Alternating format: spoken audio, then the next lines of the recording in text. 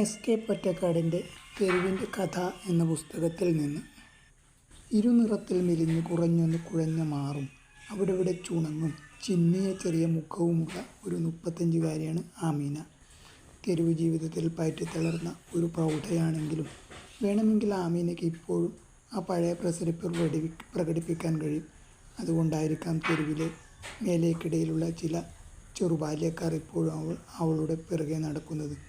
കുറച്ചു മാസങ്ങളായിട്ട് അവളെ കൈവണ്ടിക്കാരൻ ചോരക്കണ്ണൻ ബീരാൻ സ്വന്തമാക്കിയിരിക്കുകയാണ്. ആമീന സ്വന്തം നിലയ്ക്ക് ചില പുറമ്പോക്ക് സമ്പാദ്യമുണ്ടാക്കുന്നതിൽ വിരോധമുള്ള ആളല്ല ബീരാൻ. പക്ഷേ ആമീന ബീരാനെ തന്നെ ചുറ്റിപ്പറ്റി കഴിയുകയാണ്. കെട്ടിയ മാപ്പിളയോടെന്ന പോലെ അവൾ ബീരാനോട് ചിലവിന് കാശ് ചോദിക്കും. അതും ഇതും പറഞ്ഞ് വഴക്കടിക്കും. ബീരാൻ അരിശം ചൊടിച്ച് മുരളുകയും അമറുകയും അവളെ കുപ്പായമിട്ട് ചെറുമീ എന്ന് വിളിച്ച് അധിക്ഷേപിക്കുകയും ചെയ്യും.